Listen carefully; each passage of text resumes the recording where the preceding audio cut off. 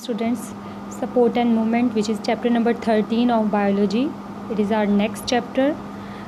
So first of all, the basic concepts of this chapter are human skeleton. हम skeleton के बारे में पढ़ेंगे कि what is human skeleton और इसकी composition क्या है और इसका role क्या है आपकी body में.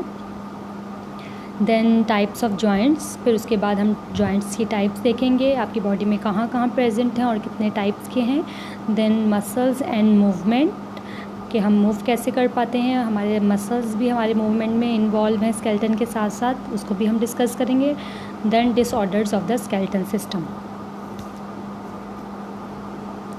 फर्स्ट ऑफ ऑल आप लोगों को डिफरेंस क्लियर होना चाहिए what is movement and locomotion. So students, greater size के animals, for example multi cellular जो ऑर्गेनिजम्स हैं, ह्यूमन बीइंग्स आ गए, डिफरेंट एनिमल्स आ गए, उनको सपोर्ट के लिए कोई एक फ्रेमवर्क की ज़रूरत होती है जिसकी वजह से वो मूव कर पाते हैं एक जगह से दूसरी जगह और उनको पूरी बॉडी को सपोर्ट मिल पाती है. तो मूवमेंट क्या है?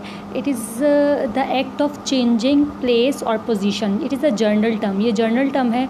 या तो पूरी बॉडी एक जगह से दूसरी जगह जब मूव करेगी तो भी हम उसको मूवमेंट कहेंगे, या हमारा बॉडी का कोई पार्ट, फॉर एग्जांपल मेरा आर्म है, वो मैं स्ट्रेट कर रही हूँ और बेंड कर रही हूँ, तो ये भी मूवमेंट है. तो मूवमेंट जर्नल टर्म है, हम इसको दोनों सेंस में ले सकते हैं. ठीक है, या तो बॉडी पार्ट मूव करेगा या होल बॉडी एक जगह से दूसरी जगह जब रिप्लेस होगी.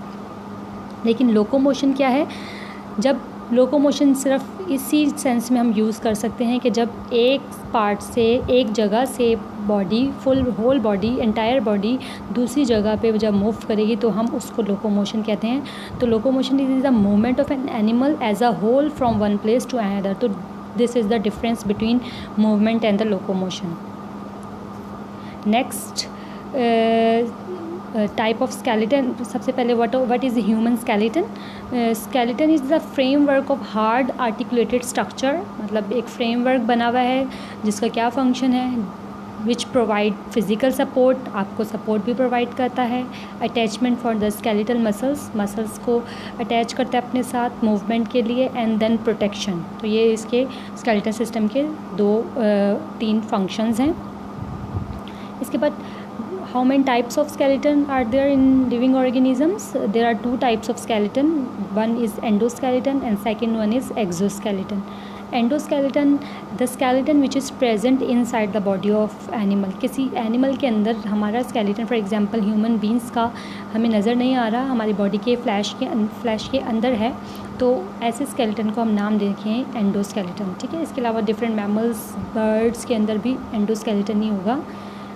The second skeleton is exoskeleton, the skeleton which is present outside the body of, exo mean outside the body of animal. तो वो आर्थ्रोपोड्स, यहाँ पे एग्जांपल आपकी बुक में दी हुई है. तो आर्थ्रोपोड्स मतलब कॉकरोच, स्पाइडर्स, एरेक्नाइड्स, इसके अलावा स्नेल्स हो गए, ये सारे जो हैं एक्जोस्केलेटन है इनकी बॉडी में. रोल ऑफ स्केलेटल सिस्टम हमने देखना है. What is the role of skeleton in our body. First basic जो है, मेन जो रोल हैं इसके फंक्शंस हैं, प्रोटेक्शन है, सपोर्ट है एंड मूवमेंट. प्रोटेक्शन किस तरह है? Skull protect our brain. Ribs जो हमारी पसलियाँ हैं वो हमारे इंटरनल ऑर्गन्स को प्रोटेक्शन दे रही हैं, मतलब हार्ट को, लंग्स को, डाइजेस्टिव सिस्टम आ जाता है, जितने भी विजुअल ऑर्गन्स हैं, इंपॉर्टेंट ऑर्गन्स जो हैं उनको प्रोटेक्शन प्रोवाइड करेंगे. इसके अलावा वर्टिब्रल कॉलम जो हमारी रीढ़ की हड्डी है वो हमारे स्पाइनल कॉर्ड को प्रोटेक्शन दे रही है. सपोर्ट में भी वर्टिब्रल कॉलम का रोल है कि अगर आपके रीढ़ की हड्डी को कोई प्रॉब्लम आ जाता है तो हमें सपोर्ट नहीं मिल पाती और फिर मूव नहीं कर पाते हम. इसके अलावा मूवमेंट, हमारे जो मसल सिस्टम है, मस्कुलर सिस्टम, वो हमारे स्केलेटल सिस्टम के साथ अटैच है और इस तरह हमारे स्केलेटल सिस्टम मसल्स के साथ मिल के मूवमेंट भी क्रिएट करता है. तो these are the roles of the skeletal system. There are 2 basic components of the skeletal system. One is cartilage and other one is bone. तो one by one हम दोनों को डिस्कस कर लेंगे. What is cartilage? Cartilage, it is a dense, clear, blue-white film connective tissue. Cartilage की जो composition है वो connective tissue से मिलके बनते हैं. Cells of cartilage are called chondrocytes. जो सेल्स हैं कार्टिलेज के उन्हें हम कॉन्ड्रोसाइट्स नाम देते हैं. यहाँ पे डायग्राम आपको शो हुई भी है. ये जो डॉटेड फॉर्म में आपको नज़र आ रहे हैं सर्कल, सर्कल जो हैं वो लेक्यूने हैं और इसके अंदर जो है कार्टिलेज प्रेजेंट होते हैं, ठीक है। कॉन्ड्रोसाइट्स प्रेजेंट होते हैं। Chondrocytes are the cells of cartilage. बहुत सारे कॉन्ड्रोसाइट्स मिल लेक्यूना बनाते हैं। लेक्यूने मतलब ये फ्लूइड फिल्ड स्पेस है, ये जो डिफरेंट आपको बबल्स लाइक वाइट नज़र आ रहे हैं, ये लेक्यूना है, इसके अंदर कॉन्ड्रोसाइट्स हैं।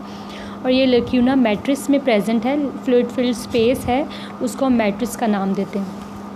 वहाँ पे हमारे कॉन्ड्रोसाइट्स प्रेजेंट हैं। इसके अलावा जो कार्टिलेज है उसमें कोलेजन फाइबर्स भी होते हैं, जिसकी वजह से फ्लेक्सिबिलिटी भी आ रही है, ठीक है। निट बहुत ज़्यादा हार्ड फॉर्म में नहीं होते लेकिन फ्लेक्सिबल होते हैं, ठीक है, फ्लेक्सिबिलिटी होती है। ये सॉफ्ट है बोन की निस्बत। इसके अलावा इसके कार्टिलेज में ब्लड वेसल्स नहीं होती, बोन्स के अंदर ब्लड वेसल्स हैं, वो आपको नेक्स्ट प्रेजेंटेशन जो है नेक्स्ट स्लाइड्स में शो हो जाएगा।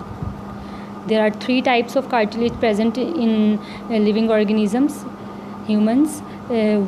One is hyaline cartilage, second one is elastic cartilage and then fibrous cartilage. One by one हम इसको डिस्कस कर लेते हैं।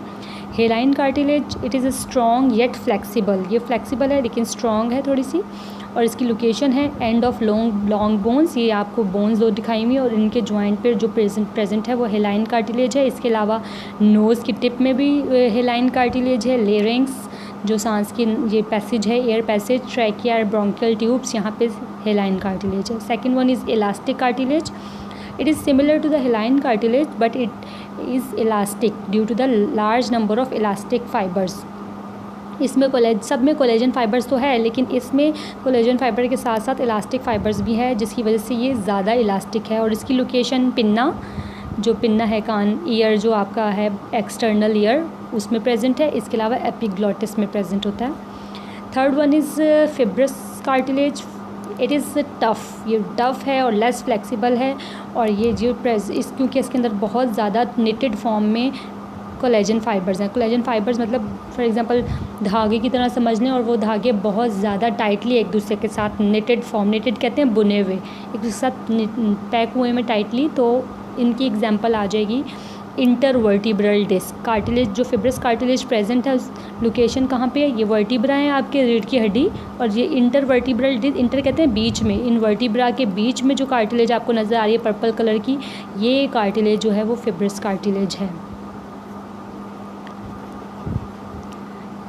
ये डायग्राम्स हैं डिफरेंट कार्टिलेज की। इलास्टिक कार्टिलेज, ये बहुत सारे इलास्टिक फाइबर्स भी इसके अंदर नज़र आ रहे हैं। ये फिब्रस कार्टिलेज है जिसमें जो कोलेजन फाइबर्स है वो एक दूसरे में टाइटली पैक हुए हुए हैं, और हेलाइन कार्टिलेज ये फ्लेक्सिबल होती है ज़्यादा। तो ये डिफरेंट आपको डायग्राम्स इसकी शो हो गई हैं। नेक्स्ट है bone, second component skeletal system का। It is hardest connective tissue. जो कार्टिलेज थे वो थोड़े से फ्लेक्सिबल थे और उसमें लिक्विड भी था प्रेजेंट, जिसकी वजह से फ्लेक्सिबिलिटी आ रही थी, लेकिन ये हार्ड कनेक्टिव टिश्यू है। फंक्शन क्या है, पीछे तो आपने फंक्शन पढ़ लिए, जैसे मूवमेंट, सपोर्ट एंड प्रोटेक्शन। इसके अलावा जो इसका काम है, ये रेड ब्लड सेल्स को प्रोड्यूस करती है, मतलब बोन के अंदर, हमारी बोन के इंटरनल पार्ट में रेड ब्लड सेल्स बनते हैं। और इसके अलावा बोन्स के अंदर हमारे मिनरल्स भी स्टोर होते हैं, जैसे कि कैल्शियम, फॉस्फोरस वगैरह। तो ये प्रोटेक्शन मूवमेंट के अलावा हमारे डिफरेंट अदर फंक्शंस भी कर रहे हैं, जैसे रेड ब्लड सेल्स की प्रोटेक्शन एंड मिनरल्स को स्टोर करने का काम। 2 लेयर्स हैं बोन की, compact bone and spongy bone. Compact कहते हैं आउटर हार्ड आउटर कवरिंग को, ये जो आपको बोन बाहर से नज़र आ रही होती है स्लिपरी सी स्मूथ, तो वो उसकी लेयर जो है वो कॉम्पैक्ट है, आउटर लेयर। लेकिन इनर लेयर अगर बोन को अंदर से देखा जाए तो वो पोरस है और सॉफ्ट है, सॉफ्ट एंड पोरस। ये आपको पोर्स बने हुए अंदर नज़र आ रहे हैं, और इसी स्पॉन्जी लेयर के अंदर ब्लड वेसल्स पेनिट्रेट हुई होती हैं। अगर आप बाज़ार से कभी शॉप से चिकन लेने जाएं तो उनकी बोन्स में भी ब्लड आ रहा होता है, तो मतलब बोन्स के अंदर ब्लड वेसल्स पेनिट्रेट हुई हुई हैं। कार्टिलेज के अंदर से नहीं, जो नरम हड्डी आपको नज़र आ रही होती है उसमें से कभी आपको ब्लीडिंग नहीं नज़र आ रही होती, हार्ड बोन में से ही हमेशा ब्लड नज़र आ रहा होता है। तो इसके अंदर ब्लड वेसल्स हैं जिसकी वजह से ब्लड नज़र आ रहा है। बोन्स के सेल्स को हम ओस्टियोसाइट्स कहते हैं, मैच्योर बोन्स के सेल्स को। और इसके अलावा बोन्स में कैल्शियम और फॉस्फेट भी स्टोर होता है, ठीक है। तो ये था बोन्स। नेक्स्ट है components of the human skeleton. आपके स्केलेटन को 2 पार्ट्स में डिवाइड किया हुआ है। One is axial skeleton, second one is appendicular skeleton. लेकिन फ़र्स्ट ऑफ ऑल आपको आप बॉडी में कितनी बोन्स प्रेजेंट हैं जनरल नॉलेज होनी चाहिए इसके बारे में। अडल्ट जो ह्यूमन स्केलेटन है उसमें टोटल 206 बोन्स होंगी, लेकिन जो न्यू बॉर्न है उसमें ऑलमोस्ट 300 बोन्स होती हैं। बच्चा जब है छोटा उसमें 300 बोन्स हैं जब वो पैदा होता है, लेकिन कुछ छोटी बोन्स जो हैं वो क्योंकि उनकी बोन्स वीक होती हैं, अभी सॉफ्ट होती हैं, तो थोड़ी बोन्स जो हैं वो कुछ बोन्स आपस में फ्यूज़ होके लार्ज बोन्स बना देते हैं, जिसकी वजह से वो कम रिड्यूस होके 206 रह जाती हैं। ठीक है, दो कंपोनेंट्स हैं ह्यूमन स्केलेटन के, axial and appendicular skeleton. First of all हम एक्सियल स्केलेटन को देख लेते हैं।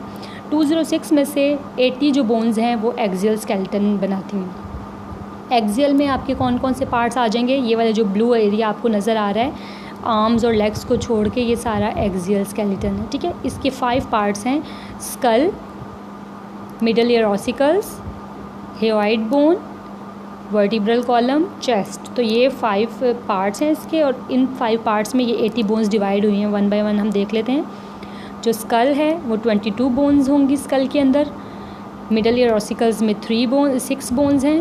मिडल ईयर ऑसिकल्स आपके ईयर में प्रेजेंट होते हैं, 2 ईयर्स हैं तो 3 एक में होंगी बोन्स और 3 एक दूसरे में होंगी, तो टोटल 6 हो गई। हेयोइड बोन्स, ये चिन वाले एरिया में आपको ये नज़र आ रही है हेयोइड बोन। और इसके बाद वर्टिब्रल कॉलम 26 बोन्स होंगे आपकी रीढ़ की हड्डी में। चेस्ट 25 कैसे, 12 तो रिब्स हैं, 12 पेयर्स मतलब 24 रिब्स हैं, लेकिन जो रिब्स आपस में ज्वाइन होती हैं एक सामने वाली सीने की हड्डी पे, उसको हम स्टर्नम कहते हैं। तो एक स्टर्नम और 24 बोन्स रिब्स की हो गई, टोटल मिला के 25। जो स्कल है 22 बोन्स, इनमें से जो स्कल में जो ब्रेन वाला एरिया बनाते हैं क्रेनियल बोन्स 8 होंगी जो ब्रेन को इनक्लोज करेंगी। इसके अलावा फेशियल बोन जो फेस वाला एरिया बनाती हैं वो 14 बोन्स हैं। तो टोटल आप इसको काउंट कर लें, 22 को, 6 को, 1 को, 26 एंड 25, तो टोटल 80 बोन्स हो जाएंगी। सेकंड जो है वो अपेंडिकुलर स्केलेटन है पार्ट, और ये अपेंडिकुलर आपको अब ये ब्लू वाला एरिया नज़र आ रहा है, इसमें आपके अपेंडिक्स आ जाएंगे। अपेंडिकल्स कहते हैं बाजू और जो लेग्स वाला एरिया हो जाता है, ठीक है, आर्म्स का। अब इनको हम 2 पार्ट्स में डिवाइड करते हैं, पेक्टोरल गिल्डल मतलब ये शोल्डर से लेके आर्म तक जो आ रहा है। दूसरा है पेल्विक गिल्डल, वो लेग हिप बोन से लेके लेग पूरी आ जाएगी आपकी। ठीक है, पेक्टोरल गिल्डल में जिसे शोल्डर का हम बोन बोल रहे हैं, दोनों शोल्डर्स मिला के 4 बोन्स हैं, दोनों में 2 तो टोटल 4 हो गई। दोनों आर्म्स में 6 हैं, मतलब 3 इस आर्म में 3 इस आर्म में, ठीक है, टोटल 6। दोनों हैंड्स में 54 बोन्स हैं, 27 इसमें 27 इसमें, ठीक है।